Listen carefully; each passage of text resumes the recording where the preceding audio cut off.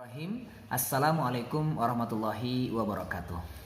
Alhamdulillahirrabbilalamin. Allahumma sholli ala Muhammad wa ala ali Muhammad wa ba'du. Ayah bunda, mohon izin perkenalkan saya Lalu Yul Haidir, psikolog. Saya dari Lombok, Nusa Tenggara Barat. Satu amanah dengan Ustadz Zul beberapa tahun lalu sebagai ketua jaringan sekolah Islam terpadu. Dan satu amanah juga dengan beliau saat ini sama-sama sebagai kepala sekolah SMA Islam terpadu. Bersamaan waktunya, beliau mengamanahkan kepada saya untuk menyampaikan satu frame video ya tentang pengasuhan remaja.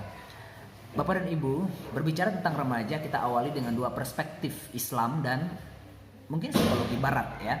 Dimana kemudian Islam memandang remaja ini adalah usia ideal. Ketika anak pagi ini balik, maka pagi itu juga dia sudah bertanggung jawab penuh pada dirinya. Itu adalah remaja. 14 tahun usia mereka menurut beberapa ulama, kalau misalnya belum balik dan belum menstruasi atau belum mimpi basah tapi usianya sudah masuk ke 14 tahun, maka terkategorikan sebagai bertanggung jawab pada diri mereka sendiri. Ini adalah profil remaja. Di zaman Nabi Rasulullah SAW, remaja juga banyak kita dengarkan kisah-kisah heroik mereka yang memiliki amanah dan tanggung jawab yang luar biasa. Di generasi Uhud misalnya kita sebutkan beberapa sahabat yang usia 12, 13, 14 tahun datang rame-rame menemui. Zaman Nabi Muhammad SAW hadir datang beberapa, mungkin kalau kemudian kita mengatakan anak-anak yang baru selesai SMP bisa jadi ya, untuk ya Rasulullah, saya mau ikut berperang, saya bisa memanah, saya bisa bergulat, tolong libatkan saya dalam peperangan ini. Peperangan itu adalah amanah bagi orang dewasa karena resikonya adalah kematian, resikonya adalah syahid, resikonya adalah nyawa. Tapi kemudian remaja-remaja ideal pada saat itu, pada zaman Nabi itu berani datang menemui Rasulullah. Bahkan kemudian dalam kisah disebutkan beberapa di antara mereka ditolak oleh Rasulullah SAW karena tidak memiliki keterampilan. Tapi kemudian pulang kembali ke orang tuanya dan melapor, saya tidak diizinkan Nabi, tolong dong lobiin saya Nabi agar saya diizinkan kembali berperang. Dan akhirnya ini komitmen, ini tekad, ini semangat menyala yang luar biasa pada remaja. Sehingga pada saat setelah ditemani oleh ayahnya menemui Rasulullah, dan Rasulullah kemudian melakukan serangkaian assessment, pemeriksaan atau mungkin observasi, tes kompetensi mereka, dan akhirnya mereka lulus ya, yang tadinya tidak diluluskan. Ada beberapa catatan karakter perkembangan remaja muslim yang kita doakan ada pada anak-anak kita. Yang pertama adalah mereka berani, mereka bertanggung jawab, mereka tangguh. Dan satu hal lagi yang selaras dengan beberapa pendekatan lain dalam psikologi populer gitu ya Bapak dan Ibu, adalah bahwa remaja itu memiliki kompetensi yang membanggakan, kompetensi yang menghadirkan kenyamanan, kompetensi yang menghadirkan prestasi gitu ya. Kalau tadi beberapa generasi, beberapa sahabat Nabi itu bergerak, saya punya kompetensi memanah, saya bisa bergulat. Nah, pertanyaan kemudian berikutnya adalah anak-anak kita, remaja-remaja kita punya kompetensi apa yang kemudian mereka miliki saat ini pada saat mereka menginjakkan kaki di kelas 1 SMA. Kalau secara psikologi Bapak dan Ibu, kompetensi ini memang dituntut untuk kemudian selesai pada anak-anak kita yang kemudian menjadi citra diri positif mereka ketika mereka memiliki expert tertentu atau kompetensi di bidang-bidang tertentu, meskipun satu saja. Namun itu menjadi kebanggaan buat mereka, mengantarkan mereka kepada kesuksesan-kesuksesan di jenjang SMP. Namun ketika misalnya ada anak-anak remaja kita yang sampai usia kelas 1 SMA belum ada kompetensinya, belum ada bakat minat yang didalami, belum ada concern, orientasi pada tujuan yang kuat, maka layak kemudian untuk kita terus dampingi mereka sehingga percepatan kompetensi remaja kita. Jadi jika kemudian mereka masuk ke level SMA, bangku SMA kelas 1 dan memiliki kompetensi yang kokoh, kompetensi yang baik, maka ini modal buat mereka menginjakkan, memperkokohkan kaki mereka di level kelas 1 SMA. Bapak dan Ibu, remaja kita juga adalah fase dalam psikologi yang disebut dengan fase self identity, identitas diri mereka. Refleksi kemudian pertanyaan bagi diri kita, remaja kita mengidentifikasi diri mereka, menyebut diri mereka sebagai anak yang seperti apa sih? Saya misalnya gini, saya adalah remaja yang kokoh, saya berani berbicara, kalau saya ingin bertanya saya mampu mengungkapkan gagasan saya berpikir positif dengan guru-guru saya, teman-teman saya baik gitu misalnya, orang tua saya bersahabat buat saya, maka itu adalah peluang kebaikan, peluang kebahagiaan, peluang prestasi karena mereka memiliki citra diri yang positif. Mereka kemudian mengatakan dirinya I'm leader, saya anak yang soleh, misalnya saya anak yang berprestasi, saya memiliki motivasi yang belajar yang tinggi gitu ya.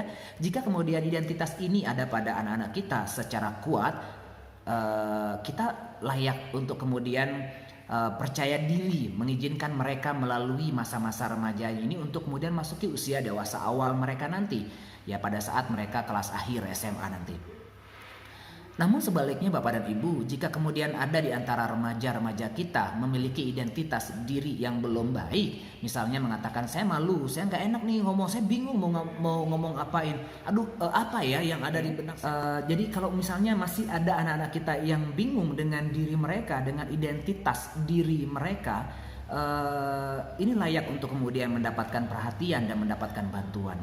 Bapak dan Ibu, sahabat, orang tua dari remaja SMA kita, usia remaja juga dikenal dengan peer attachment, di mana kemudian persaingan antara teman sebaya anak-anak kita dengan diri kita sebagai orang tua. Siapa yang memenangkan pertarungan itu? Apakah idola-idola mereka di media sosial, idola mereka di buku-buku mereka misalnya gitu ya, ataukah kemudian kita sebagai idola mereka, ataukah kemudian teman-teman sebaya mereka? Jadi kompetitor kita sebagai orang tua ketika anak-anak masuki usia remaja itu sebenarnya banyak Bapak dan Ibu, dan ini perlu kemudian kita persiapkan benteng yang lebih tebal ya, untuk kemudian tetap mempertahankan eksistensi dan fungsi kita sebagai orang tua, untuk mendapatkan hati yang tetap kuat pada anak-anak remaja kita. Namun kalau kemudian pertentangan terjadi menguat, perdebatan dengan remaja kita meningkat pada usia-usia ini, maka anak-anak kita akan memilih lingkungan luar. Bapak dan Ibu, hasil literatur di beberapa penelitian ya banyak menemukan bahwa anak-anak remaja yang membuat masalah di luar sana ya, ketika misalnya mereka mungkin gabung geng-geng tertentu, kemudian melakukan tindakan kenakalan-kenakalan tertentu, di hasil penelitiannya adalah anak-anak itu bermasalah karena mereka bermasalah dengan orang tuanya. Permasalahan yang mereka lakukan di luar situ, yang mereka tunjukkan di luar adalah salah satu bentuk cara mereka menyelesaikan permasalahan mereka dengan orang tua mereka. Bapak dan Ibu, bersyukur kita, berbahagia kita jika dalam usia remaja ini kita masih tetap harmonis, anak-anak masih tetap berani bercerita dengan kita.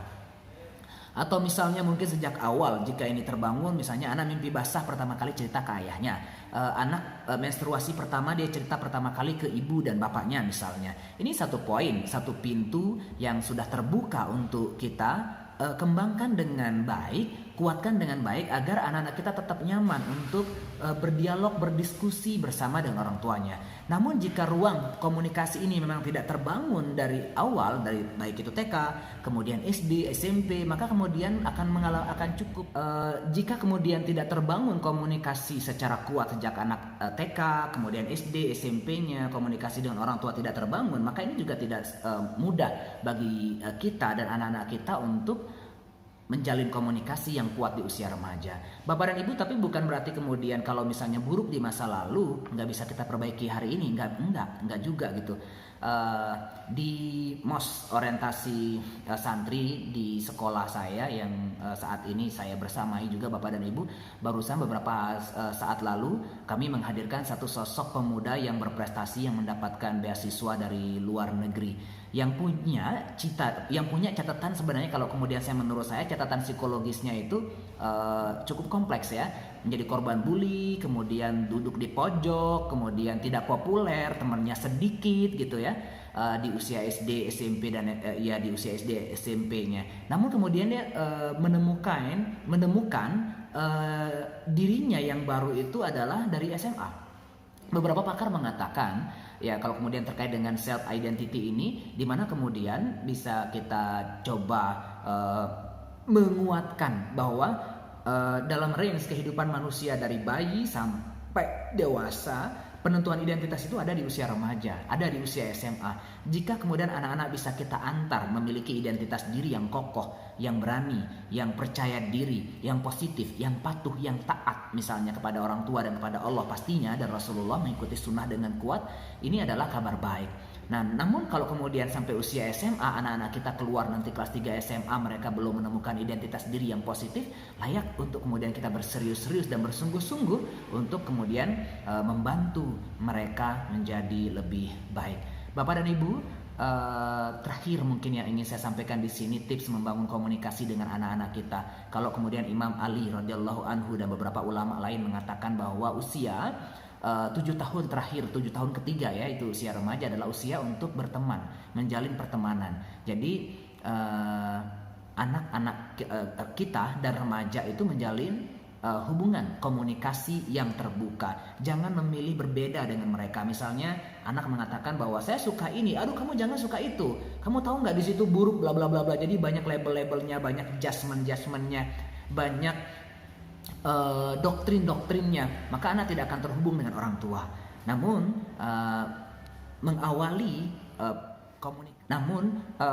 membangun komunikasi yang kuat dengan anak-anak kita dibutuhkan untuk persetujuan terlebih dahulu. Misalnya, saya mau ini. Oh, kamu mau itu, baik, saya mencatatnya. Boleh saya tahu kenapa alasan kamu menginginkan hal tersebut? Karena ini. Oh, baik, terima kasih. Itu alasan yang baik. Ada saya punya pertimbangan untukmu, apakah kamu mau mendengarkan pertimbangan dari ayah, mau mendengarkan pertimbangan dari ibu, bisa jadi mungkin ini baik untukmu, dan kita memberikan pertimbangan. Jadi membangun dialog. Hasil literatur, hasil riset juga menarik. Saya punya teman yang melakukan kajian psikologis bagaimana etika komunikasi dengan bedanya antara remaja dengan anak usia dini, Bapak dan Ibu. Letaknya adalah kalau anak usia dini masih bisa di-advise, masih bisa dinasehati. Ini hasil penelitiannya ya, terbatas ya Bapak dan Ibu, tidak bisa juga mungkin di-generalisir sepenuhnya secara full gitu ya. Mentah-mentah mungkin juga nggak bisa digunakan. Artinya advice itu efektif untuk anak-anak usia dini, dan untuk remaja adalah lebih efektif membangun komunikasi, bukan memberikan nasihat. Jadi walaupun kemudian memberikan nasihat, agama kan nasihat, ad-dinun nasihat, maka kemudian nasihat itu akan selalu layak dong sampai kapanpun dan untuk siapapun gitu. Nah, bersamaan dengan pemberian nasihat, kita juga perlu meningkatkan skill, keterampilan kita dalam mendeliver pesan kepada anak-anak remaja kita dengan pertanyaan. Ya, contoh yang saya seperti tadi sebutkan. Mungkin ini akan sangat bisa membantu ya Bapak dan Ibu untuk kita semuanya menjalin komunikasi yang bersahabat dan sehat untuk anak-anak remaja kita. Semoga bermanfaat, dan kurang lebihnya saya mohon maaf. Mudah-mudahan kita diberikan kesempatan untuk bertemu di momen lain yang lebih